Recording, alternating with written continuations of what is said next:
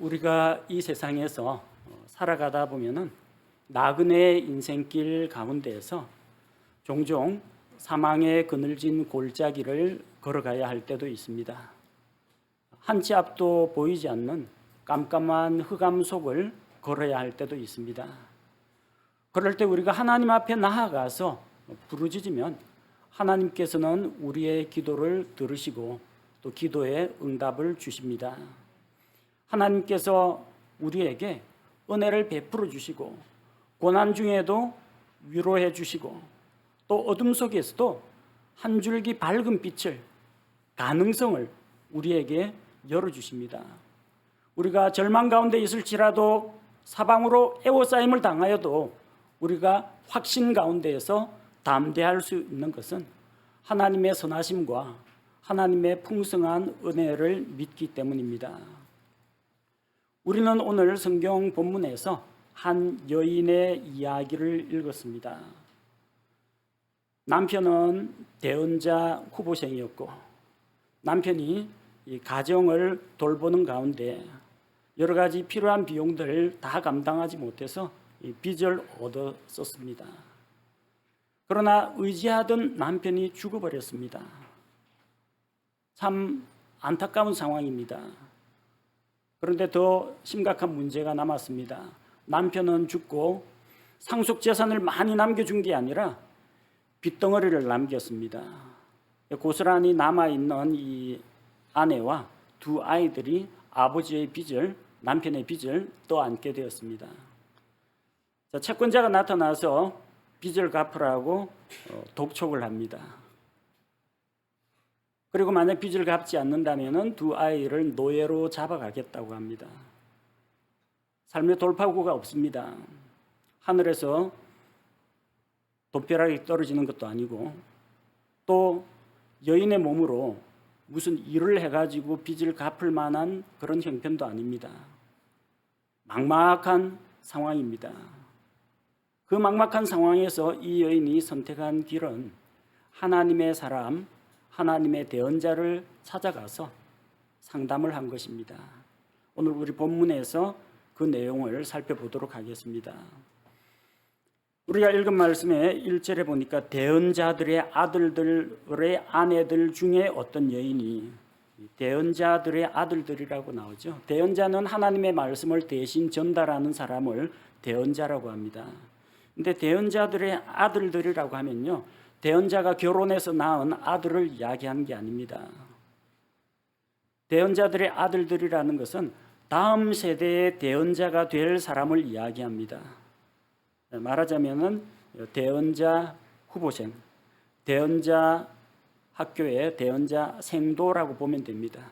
오늘날로 치면은 저 신학교에서 공부하고 있는 예비 목회자, 이런 사람들을 말한다고 볼 수 있습니다. 하나님 앞에 쓰임 받기 위해서 부르심을 받아서 엘리사 대언자와 함께 하나님의 말씀을 묵상하고 찬양하고 또 하나님께 기도하고 영적인 훈련을 받았습니다.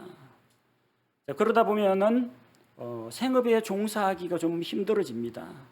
가게는 일정한 정도 계속해서 지출돼야 하는 비용도 있습니다.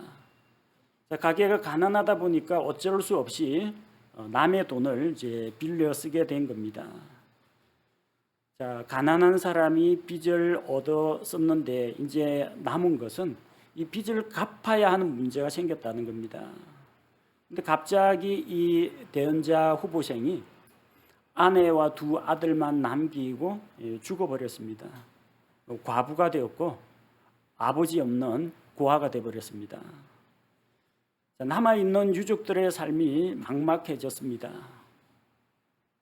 오늘날 같으면은 청소년도 아르바이트를 할 수가 있고 여성들도 어떤 직장을 구할 수가 있는데 당시 상황에서는 여성의 사회 진출이나 취업이 극도로 제한되어 있었습니다. 할 수 있는 일들이 그렇게 많지가 않았습니다.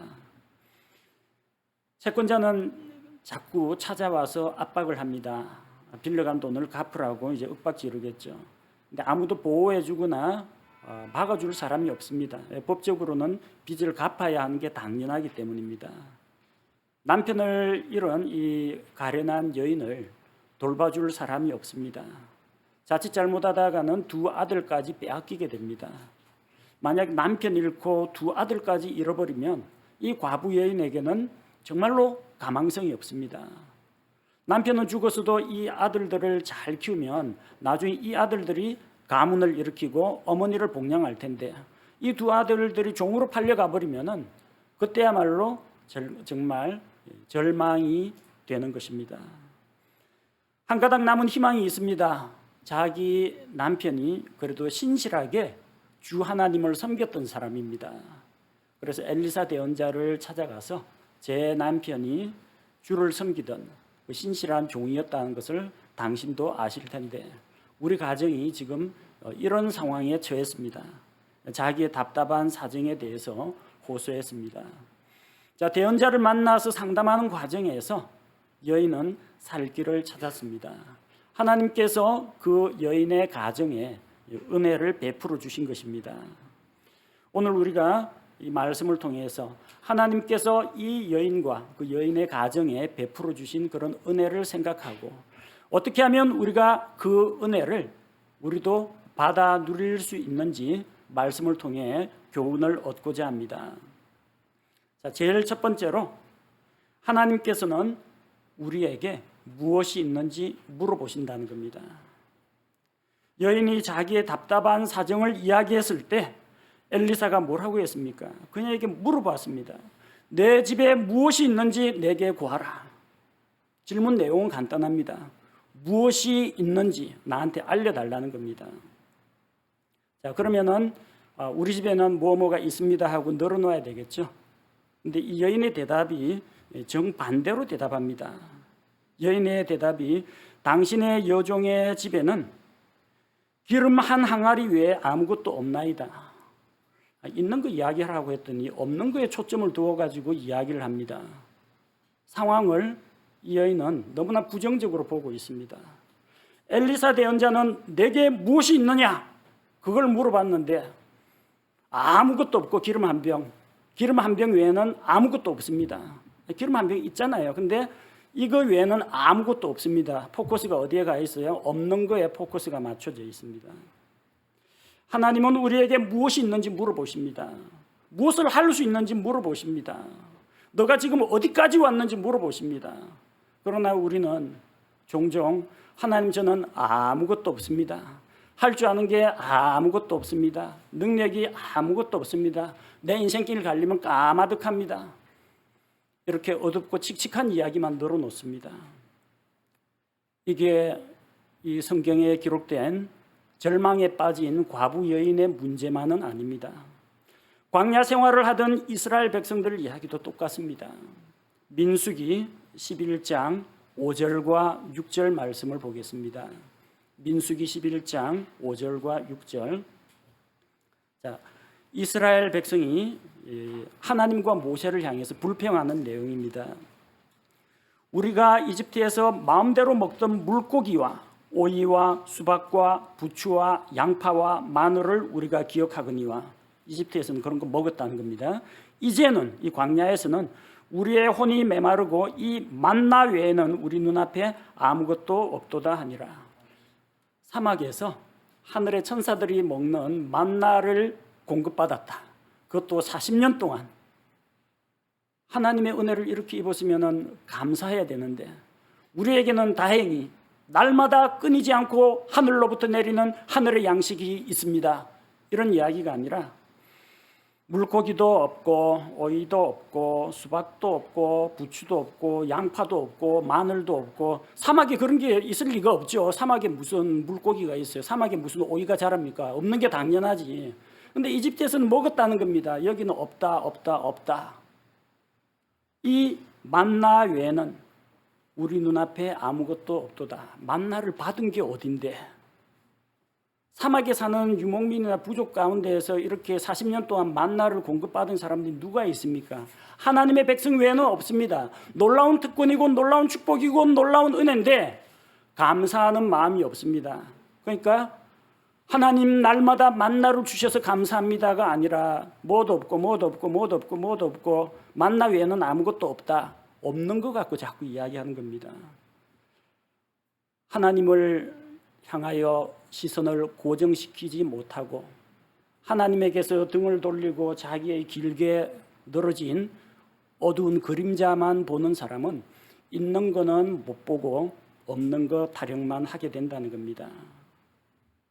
여인의 대답을 제대로 하려면 하나님께서 주신 기름 한 항아리가 남아 있습니다.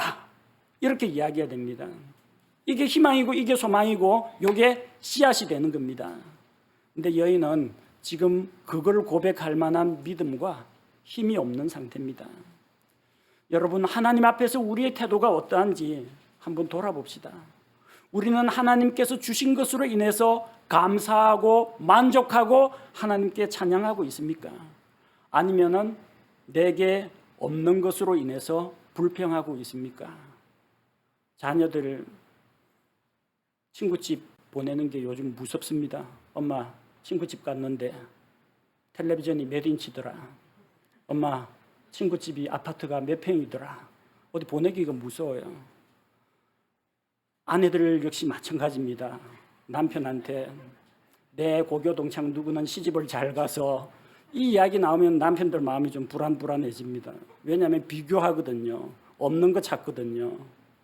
눈앞에 보이는 거, 있는 거, 하나님 주신 거는 생각지도 않고 우리 집에 없는 거, 남한테 있는 거, 요거 갖고 이제 남편을 혹은 아내를 혹은 자기 부모를 구박하거나 원망하는 사람들이 있습니다. 잘못된 태도입니다. 하나님께서는 묻습니다. 내게 무엇이 있느냐 묻는데 우리는 자꾸 없는 것 타령을 합니다. 우리가 가진 것을 헤아려 보아야 합니다. 오늘 찬양 불렀죠? 받은 복을 세어보아라. 없는 것 찾지 말고 하나님께서 나에게 무엇을 주셨는가, 내게 무엇이 있는가 세어보라는 겁니다. 우리에게는 하나님께서 주신 구원이 있습니다. 절대로 잃어버리지 않는 영원한 생명이 있습니다. 하나님 건강 주셔서 오늘도 예배에 출석했습니다. 우리에게 하나님 사랑하는 가족을 주셨습니다. 같은 믿음으로 같은 인생 여정 나그네 길 가고 있는 믿음의 형제 자매들을 주셨습니다. 우리에게 보존된 하나님의 말씀을 주셨습니다. 말씀에 대한 믿음을 주셨습니다. 세상 끝날까지 너희와 함께하리라. 내가 너를 결코 버리지 아니하고 떠나지 아니하리라 하신 예수님의 약속이 있습니다. 이래도 아무것도 없어요? 이래도 아무것도 없다고 불평할 겁니까? 우리는 많은 것을 가진 자입니다. 받은 복을 세어보십시오. 있는 것을 살펴보며 하나님 앞에 감사하는 성도가 되어야 합니다. 두 번째로 하나님께서는 우리에게 있는 것을 사용하십니다. 물론 하나님께서는 무에서 유를 창조하실 수도 있습니다. 하나님께서 허공에서 음식을 만들어내도 그 별로 신기한 거 아닙니다. 원래 아무것도 없는 상황에서 온 천지 만물을 창조하셨기 때문입니다. 그러나 하나님께서는 이미 있는 것, 우리가 가진 것, 비록 그것이 작고 초라할지라도 우리가 가진 것을 사용하신다는 겁니다. 주일학교 어린이들이 부르는 찬송가에 이런 내용이 있습니다. 삼갈의 막대기 다윗의 물매 도루가의 바늘 라합의 밧줄 삼손 나귀 턱뼈 소년 도시락 시시해도 바치니 하나님 쓰셨네. 어린이 찬송가에 있는 내용입니다. 변변한 거 없습니다.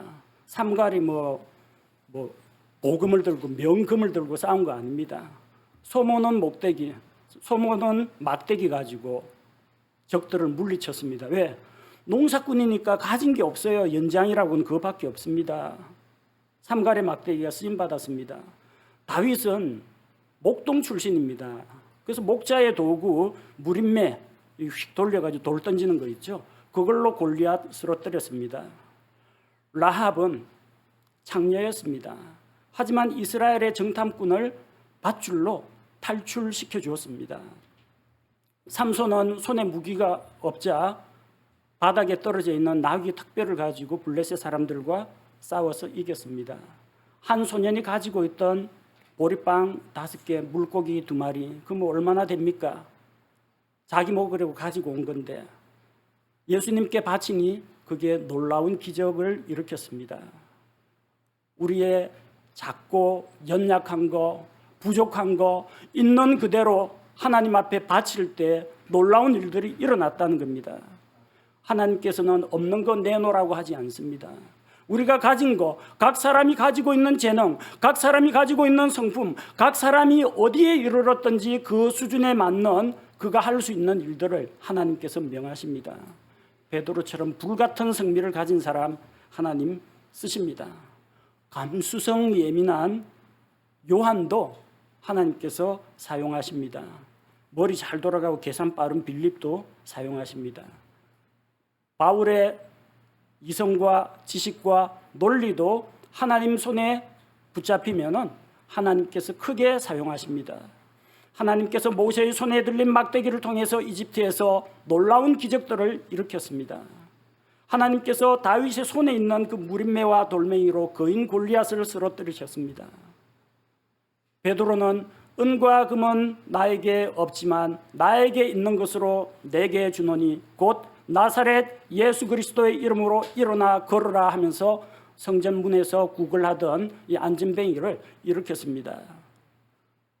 각자가 가진 것, 그 가진 것을 하나님께서 쓰신다는 겁니다. 여인이 대언자에게 나와서 자기의 어려운 사정을 이야기했을 때 엘리사는 줄 것이 없었습니다. 엘리사 자신도 가난하기 때문에 물질적으로 도와줄 수는 없었습니다. 그래서 여인에게 물었습니다. 내게 무엇이 있느냐? 다행히 하나님께서 주신 기름 한 항아리는 있었습니다. 하나님께서는 그 여인이 가지고 있는 그 기름 한 항아리를 사용해서 수많은 기름 그릇을 채우게 하셨습니다. 대언자를 통해 기적을 일으켰습니다. 하나님의 허공에서 금덩어리, 은덩어리를 만들어 가지고 여인에게 주지 않았습니다. 여인이 가지고 있는 것, 그 작은 것을 크게 사용해 주셨다는 겁니다. 하나님께서는 우리에게 있는 것을 사용하십니다. 우리에게 있는 것을 가지고 오라고 하십니다. 없는 거 구해 오라고 하지 않습니다. 주께서 우리에게 무엇을 주셨는지 생각해 보십시오. 우리가 주님으로부터 무엇을 받았는지 세어보고 감사드려야 합니다. 그래서 주님, 이 작은 것을 하나님의 손에 맡겨드리오니 이것을 통해서 크게 사용하여 주옵소서. 우리가 그렇게 기도할 때 그 기름 한 항아리가 수많은 그릇들을 채우고 남는 그런 놀라운 일들이 일어나는 것입니다. 있는 그대로 오십시오. 가진 것 하나님께서 사용하십니다. 여러분이 어떠한 스타일의 사람이든지 어떠한 재능이 있든지 어떠한 은사가 있든지 하나님께서는 여러분의 있는 모습을 사용하실 수 있다는 것을 기억하시기 바랍니다. 셋째로 우리는 하나님의 은혜를 받을 그릇을 준비해야 합니다. 3절 말씀에 보니까 엘리사 대언자가 이야기합니다. 그때 그가 이르되 가서 너를 위해 내 모든 이웃에게서 그릇을 빌려오라. 빈 그릇을 빌리되 몇 개만 빌리지 말고 가능한 한 많이 빌려오라는 이야기입니다. 하나님께서 우리에게 주시는 은혜는 무한합니다. 그러나 그것을 받을 만한 그릇이 있어야 합니다. 엘리사는 그릇을 몇 개만 빌리지 말라고 했습니다. 많은 그릇이 있으면 더 좋습니다. 그래 기름을 많이 받습니다. 대부분 은혜 많이 받으려면 큰 그릇 준비하라고 합니다. 아니면 그릇 개수를 좀 많이 준비하라고 합니다. 근데 큰 그릇도 좋고 많은 숫자의 그릇도 좋습니다. 근데 꼭 기억해야 할 사실이 있습니다. 그릇의 크기보다, 그릇의 숫자보다 더 중요한 것은 깨끗한 그릇이 필요하다는 겁니다. 아들들 보내가지고 동네방네 다니면서 그릇들을 빌리게 했습니다. 어떤 집에서는 이제 물동이 빌려오고, 어떤 집에서는 항아리 빌려오고, 어떤 집에서 함지박 빌려오고 빌려왔어요. 근데 물동이 보니까 밑에 벌레들을 주고 있어요. 여기에 기름을 따를 수는 없습니다. 어떤 집은 그릇을 줬는데 안에 쓰레기가 담겨 있어요. 이러면 기름 부으면 기름까지 못 먹게 됩니다. 중요한 것은 그릇의 크기가 아닙니다. 그릇의 개수가 아닙니다. 물론 큰 그릇, 많은 숫자의 그릇도 중요하지만 더 중요한 것은 그 그릇이 깨끗해야 한다는 겁니다. 깨끗해야 하나님 앞에 쓰임 받을 수가 있습니다. 하나님의 은혜를 받기를 원합니까? 말씀을 통해서 하나님의 은혜를 누리기 원합니까? 말씀을 많이 듣는 거, 성경을 많이 읽는 거 다 좋습니다. 문제는 그것을 받아들일 내 마음속에 빈 그릇이 있느냐는 겁니다. 내 마음속에 온갖 세상의 염려, 근심, 불안, 짜증, 원망, 불평 이걸로 가득 차 있으면 은혜 받을 빈자리가 없습니다. 그거 다 비워내야 됩니다. 깨끗이 씻어내야 합니다. 하나님 앞에서 회개하고 하나님 내 마음을 살피사 나를 아시며 나를 인도하여 주옵소서. 내 속에 무슨 하나님 보시기에 악한 생각이나 추한 것이 있는지 하나님의 영으로 나를 정결하게 하옵소서. 그렇게 기도하면서 마음을 비우고 마음을 깨끗하게 할 때 하나님의 은혜를 담을 수가 있습니다. 여러분의 마음은 큽니다. 여러분이 마음을 넓히면 많은 사람도 포용할 수가 있고 온 우주도 담을 수 있는 것이 사람의 마음입니다. 그러나 그 마음속에 만약에 더러운 것, 하나님 앞에서 죄, 거룩하지 못한 것들이 있다면 하나님의 은혜는 담을 곳이 없어집니다. 또 한 가지 기억해야 할 것이 있습니다. 깨끗한 그릇도 좋은데 구멍이 나 있는 그릇은 안 된다는 이야기입니다. 구멍이 난 그릇을 빌려오면은 이 양동이 빌려오라고 했더니 밑에 구멍 나 있는 화분을 빌려왔어요. 기름을 부으면은 전부 밑으로 다 새어나가 버립니다. 밑 빠진 독에 물 붓기, 아니 밑 빠진 독에 기름 붓기입니다. 아무리 부어도 뭐합니까? 다 새어나갑니다. 여러분의 그릇은 구멍 나지 않았는지, 여러분의 그릇은 단단히 잘 막혀 있는지 확인해 봐야 합니다. 하나님의 말씀을 들었는데 한쪽 귀로 듣고 한쪽 귀로 샥 새어나가고, 오늘 예배는 드린 것 같은데 목사님이 뭐라고 하기는 하는데 중간에 딴 생각하고 만화책 생각하고 텔레비전 프로그램 생각하고 내일 할 일들 생각하고 점심때 뭐 먹을까 생각하다가 하나님의 말씀은 분명히 들어오긴 귀로는 들어왔는데 마음속으로는 저장이 되지 못하고 줄줄줄줄 새나가는 그런 일들이 있다는 겁니다. 구멍 뚫린 그릇은 안 됩니다. 깨끗한 그릇, 그리고 구멍 나지 않은 온전한 그릇이 필요합니다. 그래야 하나님의 은혜를 담고 저장할 수가 있습니다.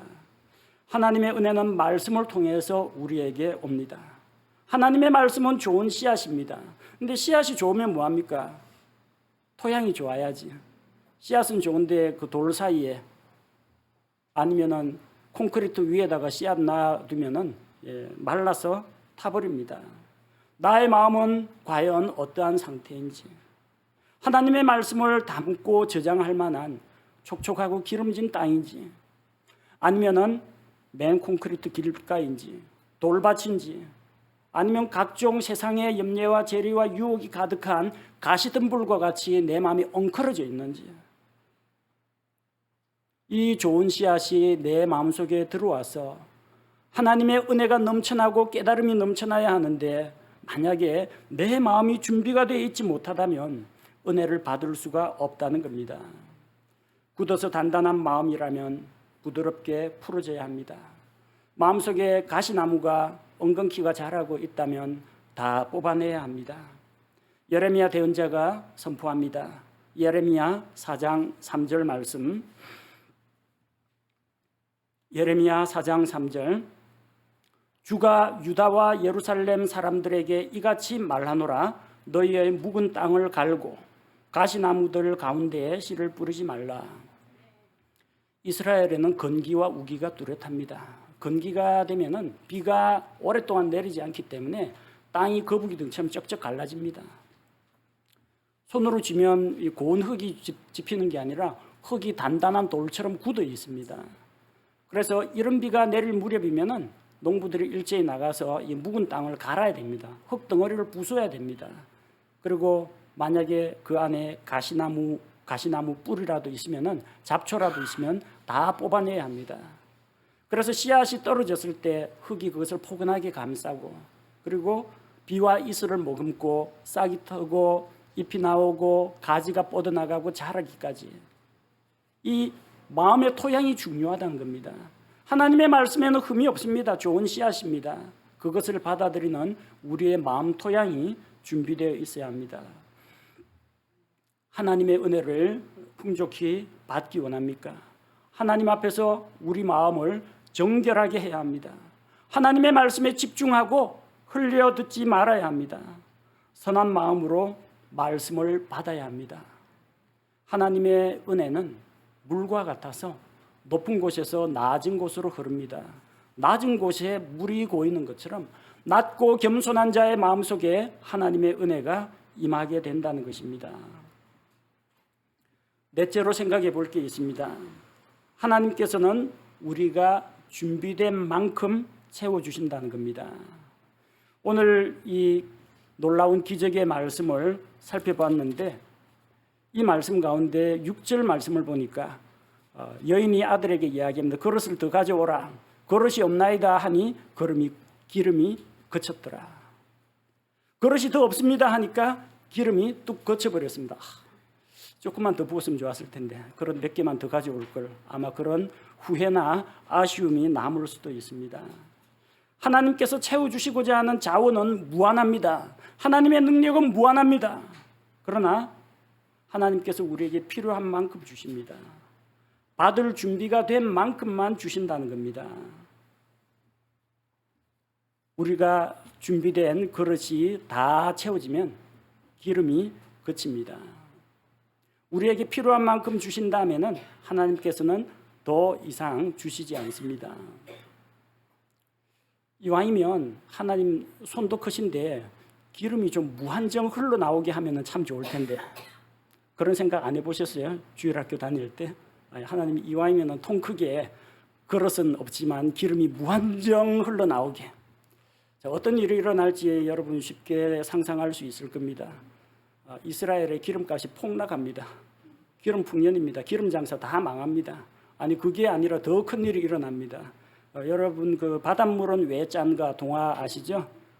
맷돌, 무엇이든지 소원을 들어주는 그 맷돌 가지고 도둑이 훔쳐가지고 배를 타고 갔는데, 너무 싱거운 음식만 먹어가지고 이제 맷돌 돌면서 소금을 다고 했는데, 소금이 배를 가득 채우고 배가 가라앉았습니다. 그리고 이걸 멈춰야 되는데 멈추질 못하니까 맷돌은 지금도 계속 돌아가고 있답니다. 그래서 바닷물이 짜게 돼 소금이 무한정 나오는 겁니다. 그래서 바닷물은 아무리 우리가 소금을 채취해도 여전히 짜다라고 합니다. 기름이 무한정 흘러나올 경우에 제2의 노아의 홍수가 찾아옵니다. 옛날에는 물에 빠져 죽었는데 전 지구에 있는 살아 숨쉬는 것들이 기름에 빠져 죽는 그런 일들이 일어납니다. 대재앙이에요. 여러분 하나님 앞에 이런 거 구하지 마십시오. 하나님 이 기름이 무한정 흘러나오게 해주십시오. 하나님 제가 돈벼락 맞게 해주십시오 했는데 현금 수송차에서 돈자루가 떨어져 갖고 맞고 다행히 뭐 기절했다고 합니다. 죽지는 않았다고 합니다. 돈벼락 그런 거 함부로 구하지 마세요. 진짜 돈벼락 맞습니다. 기름 무한정 했는데 기름에 빠져 죽습니다. 욕심 부리지 마시라는 이야기예요. 하나님의 은혜는 나에게 필요한 만큼, 또 내가 준비된 만큼 하나님께서 공급해 주시는 겁니다. 만약에 어린아이에게 10만 원짜리 수표를 주면은 어떻게 될까요? 잃어버리거나 빼앗기거나 딱 찢어볼 겁니다. 어떻게 써야 하는지 모르니까 이거 은행에 가서 현금으로 바꿔야 되는데, 그런 아이들에게는 차라리 500원짜리 동전이나 1000원짜리 주는 게 더 낫다라는 이야기입니다. 어린아이에게 감당하지 못할 걸 하나님께서는 주지 않으십니다. 지금 하나님께 기도해서 주님 수만 명 되는 성도를 주십시오. 큰일 날 이야기입니다. 지금 이 예배당도 좁아가지고 4층으로 지금 이사 가려고 하는데 수만 명 고사하고 수백 명도 지금 함부로 구하기가 어려워요. 제가 감당할 능력이 안 됩니다. 우리 예배당이 그 감당 못합니다. 우리가 준비가 되었을 때, 제가 훈련받고 준비가 되었을 때, 새신자가 아무리 오더라도 여러분 한 사람 한 사람이 맨투맨으로 다 양육할 준비가 되었을 때, 우리 교회가 그분들을 받아들이고 양육하고 교육하기에 넉넉한 준비가 되었을 때 하나님께서 조금씩 채워주시는 겁니다. 무리하게 하나님 앞에 많은 것을 구하려고 하지 마십시오. 하나님, 우리에게 필요한 것을 채워주옵소서. 내 그릇이 감당할 수 있을 만큼 하나님께서 공급해 주신다는 것을 기억해야 합니다. 많이 받고 싶습니까? 많이 준비하십시오. 하나님의 은혜를 누리기 원하십니까? 우리 마음이 준비된 만큼 하나님으로부터 받을 수가 있습니다. 다섯 번째, 우리가 꼭 기억해야 할 게 있습니다. 하나님께서 주신 은혜를 활용해야 됩니다. 써야 됩니다. 은혜를 받고 누리고 마음의 감동의 물결이 밀려오니까 마음속에 저장해 놓는 게 아니라 하나님의 은혜는 써야 됩니다. 그래야 가치가 발휘가 됩니다. 7절에 대언자가 여인에게 이야기합니다. 그때 그녀가 가서 하나님의 사람에게 고하니 그가 이르되, 대언자가 이야기합니다. 가서 기름을 팔아 빚을 갚고 남은 것으로 너와 내 아이들이 생활하라 하였더라. 하나님께서는 그 여인에게 기름을 팔아서 생계를 꾸려나가게 했습니다. 이 기름 그 자체는 빚을 갚는 데 쓸 수가 없습니다. 일단 기름을 항아리에 담아가지고 시장에 나가서 기름을 팔아야 됩니다. 쉽게 말하면 일을 해야 됩니다. 하늘로부터 금덩어리, 은덩어리가 떨어진 게 아니기 때문에, 하늘로부터 돈이 떨어진 게 아니기 때문에 하나님으로부터 받은 이 기름을 장사해서 팔아서 돈으로 바꿔야 됩니다. 그래야 빚을 갚을 수가 있습니다. 그 기름은 아마도 올리브 기름이었을 거라고 생각합니다. 여러 가지 용도로 사용되기 때문에 이 올리브 기름을 사용해서 요리를 하는데 써야 합니다. 하나님께서 우리에게 주신 그 올리브 기름이 이만큼이나 남았다. 저장해 놓으면 안 됩니다. 왜 안 되느냐? 옆집에서 빌린 그릇을 갖다 줘야 되기 때문입니다. 빨리 그릇을 비워야 됩니다. 그러니까 이 기름을 다른 무언가로 바꿔야 됩니다. 요리하는 데 써야 됩니다. 기름 저장해 놓으면 안 돼요. 오래 저장해 놓으면 기름은 산패해가지고 맛과 향이 다 날아가 버립니다. 못 쓰게 됩니다. 그러니까 가능한 한 빨리 시장에서 팔아서 돈으로 바꾸고 그걸로 빵을 굽든지 샐러드를 무치든지 또 저녁이면 올리브 기름으로 등잔불을 켜든지 써야 됩니다. 그래도 남으면 이웃에게 나눠줘야 됩니다. 차고 넘치게 가지고 있는데 그 기름이 휘발유 기름이라면 또 모르겠습니다만 올리브 기름인데 쉽게 상합니다. 그 더운 날씨에. 빨리 베풀고 나눠주고 쓸 것은 써야 합니다. 많은 사람들이 하나님께 기도회가 많은 것을 받습니다. 재물을 받는 사람도 있고 건강을 받는 사람도 있고 지혜를 받는 사람도 있는데 그걸 자기 안에만 가두어두고 사용하지 않으니까 하나님의 은혜가 퍼져나가지를 못하는 겁니다. 하나님 건강 주셨거든 일 좀 하십시오. 하나님께서 지혜를 주셨고 성경에 대한 지식을 주셨고 그러거든 좀 다른 사람들에게 말씀도 가르치고 새로운 사람들 오면은 좀 상담도 해주고 사용하시기 바랍니다. 하나님께서 많은 재물을 주셨다면은 나누고 섬기고 하나님께 드리는 일에도 써야 합니다. 창고에 쌓아놓으라고 준 것이 아니라는 겁니다.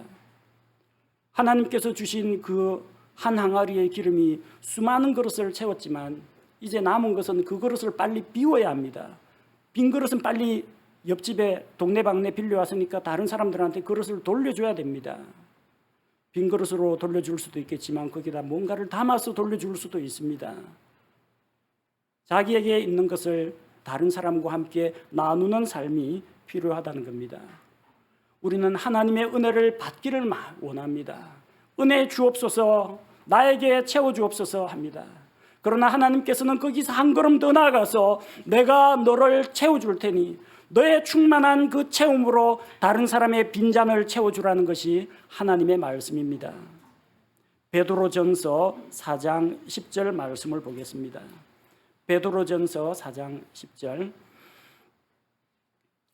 각 사람이 선물을 받은 대로, 선물이라는 건 하나님의 은사를 말합니다. 하나님의 여러 가지 은혜를 맡은 선한 청지기로서 서로 그 선물을 써서 섬기라. 여러분 하나님으로부터 제각각 다양한 은사를 받았을 겁니다. 어떤 사람은 지혜를 받았고, 어떤 사람은 믿음을 받았고, 어떤 사람은 구제의 은사를 받았고, 어떤 사람은 관리하는 은사, 다스리는 은사, 나눠주는 은사, 복음 선포의 은사, 다양한 은사를 받았을 겁니다. 그거를 쓰라는 이야기입니다. 하나님으로부터 받은 여러 가지 은혜를, 그거 내 거다, 내가 주인이라 생각하지 말고 나는 청직이다, 하나님이 주인이고 나는 이것을 맡아 관리하는 자다, 창고에 처박아 놓지 말고 청지기로서 그 은사를 사용해서 그 선물을 써서 하나님이 주신 자원, 하나님이 주신 재능, 하나님이 주신 은사를 써서 섬기라는 겁니다. 이렇게 할 때 단순히 내가 하나님 채워주셔서 감사합니다가 아니라 하나님께서 나를 통하여 또 다른 사람을 채워줄 수가 있는 것입니다. 내가 하나님의 축복의 통로가 된다는 것입니다. 하나님의 은혜가 모든 사람에게 더 풍성하게 넘치는 그런 일이 일어납니다. 하나님께 은혜를 받았으면, 채움을 받았으면 나누어주고 활용하고 사용하시기 바랍니다. 여섯 번째, 우리가 기억할 게 있습니다. 다시 원점으로 돌아와서 하나님의 은혜는 이미 우리에게 주어졌다는 사실입니다. 여인은 자기에게는 기름 한 항아리 외에는 아무것도 없다라고 했습니다. 근데 그 기름 한 항아리야말로 하나님께서 은혜를 부어주는 씨앗이 되었던 것입니다. 그 출발점이 된 겁니다. 많은 그릇을 채운 그 기름에도 우리는 감사해야 되겠지만 한 항아리 남아있는 그 기름에도 감사해야 합니다. 하나님께서는 이미 우리에게 은혜를 주셨습니다. 우리가 그것을 다 깨닫지 못했기 때문입니다. 우리가 가지고 있는 그 작은 항아리를 하나님 앞에 가지고 가서 이걸 좀 크게 키워주십시오. 나의 작은 재능을 가지고 하나님 앞에, 주님, 저는 작고 연약하지만 주님은 크고 능하시니 저를 사용해서, 이 작고 연약한 자를 사용해서 주께서 큰 일을 일으켜 주옵소서, 이렇게 하나님 앞에 나아가지 않기 때문에 한 항아리 그대로, 작은 모습 그대로 있는 것입니다. 하나님께서 나에게 이미 은혜를 주셨습니다. 내 안에는 이미 하나님께서 복을 부어주실 그 씨앗 출발점이 준비가 되어 있습니다. 이것이 어떻게 하면 이 여인처럼 수많은 그릇을 채우는 기름으로 변할 수 있을지, 나의 이 작고 연약하고 부족한 이 모습이 하나님의 손에 들릴 때 얼마나 놀랍고 큰 일을 이룰 수 있을지 우리가 믿음으로 바라보고 믿음으로 구하고 우리 자신을 주께 헌신할 때 기적이 일어납니다. 하나님, 내게 주신 은혜를 감사드립니다. 이 내게 주신 것들을 주님 사용하여 주옵소서, 그렇게 기도하고 나아가야 할 때입니다. 우리 하나님께서는 채권자들에게 시달리며 남편을 잃은 슬픔과 두 아들이 잡혀갈지도 모른다는 불안한 마음 가운데에서 절망에 빠져 있는 한 여인에게 은혜를 베풀어 주셨습니다. 그 여인의 집에 한 항아리 기름이 남았던 것, 그 자체가 은혜였습니다. 하지만 그 여인은 아무것도 없고 이것밖에 없다, 부정적으로 보았습니다. 엘리사 대언자는 그 남아있는 한 항아리에 관심을 두고 하나님께서 그 여인에게 있는 그것으로 일하실 것을 믿었습니다. 다행히 대언자와의 상담을 통해서 하나님의 크신 능력을 체험할 수 있는 기회를 얻었습니다. 하나님의 은혜를 받을 준비를 하라. 이 한 항아리의 기름이 수많은 그릇들을 채울 것을 믿고 바라보면서 그릇을 예비하라. 그 말씀을 따라 준비했고 여인은 준비한 만큼 받았습니다. 우리도 하나님 앞에서 은혜 받기 원합니다. 우리에게 무엇이 있는지 생각해 보시기 바랍니다. 우리가 가지고 있는 것을 하나님께서는 가져오라고 하십니다. 작으면 작은 대로, 많으면 많은 대로, 있는 모습 그대로 나아오라고 주께서 말씀하십니다. 우리의 작은 것을 크고 능하신 주님의 손에 맡길 때 기적이 일어납니다. 하나님의 은혜를 받기 위해 우리가 가진 것을 주께 맡기고, 또 우리가 우리의 마음을 비우고 깨끗하게 하고 겸손한 마음으로 주님의 은혜를 사모하는 마음을 품어야 합니다. 없는 것을 찾으려고 하지 말고 하나님께서 주신 것으로 인해 기뻐하고 만족하고 감사하며 하나님의 은혜에 감사해야 합니다. 그리고 하나님께서 나에게 채워주시면 하나님께서 주신 그것으로 다른 사람을 섬기고 하나님이 주신 선물을 사용하고 많은 사람들에게 혜택이 돌아갈 수 있도록 하나님의 은혜를 다른 사람과 함께 나누어야 합니다. 그렇게 할 때 우리가 차고 넘치는 생활을 할 수가 있습니다. 하나님의 은혜가 나로부터 출발해서 수많은 사람들을 채워줄 수가 있는 것입니다. 은혜를 사모하는 성도 여러분, 은혜 받기에 합당한 성도로 자신을 예비하시기 바랍니다. 은혜를 받으신 성도 여러분, 그 은혜로서 섬기고 그 은혜로서 일하시기 바랍니다. 함께 기도하겠습니다. 아버지 하나님, 남편 잃고 빚덩어리 끌어안고 두 아들을 잃어버릴 그런 위기에 처한 한 여인이 대언자를 만나서 하나님의 약속의 말씀을 듣고 믿음에 따라서 빈 그릇을 준비했더니 하나님께서 준비한 만큼 한 항아리의 기름이 수많은 그릇을 채우는 놀라운 일을 이루어 주셨습니다. 우리 모든 성도들 하나님 앞에 나와 은혜 받기를 원하는데 주님 기억하게 하옵소서. 우리 마음이 없는 것, 부족한 것, 나약한 것을 보지 말고 하나님께서 주신 것, 하나님께서 은혜로 선물로 채워주신 것을 바라보게 하옵소서. 하나님께서 우리에게 없는 것을 내놓으라고 하지 않으시고 있는 것을 가져오라고 하실 때 우리의 작은 것을 하나님 앞에 드림으로 하나님께서 크게 역사할 수 있게 하여 주옵소서. 하나님의 은혜를 받기에 합당한 그릇이 되기를 원합니다. 우리를 정결하게 하여 주옵소서. 우리 마음속에 빈 바람구멍이 나서 하나님의 은혜가 새어나가지 않도록 도와주옵소서. 아버지 하나님, 하나님께서 우리가 준비된 만큼 필요한 만큼 채워주신다는 것을 믿습니다. 믿음으로 준비하고 또 많이 준비함으로 말미암아 하나님의 은혜를 흡족하게 누리는 성도들이 되게 하여 주옵소서.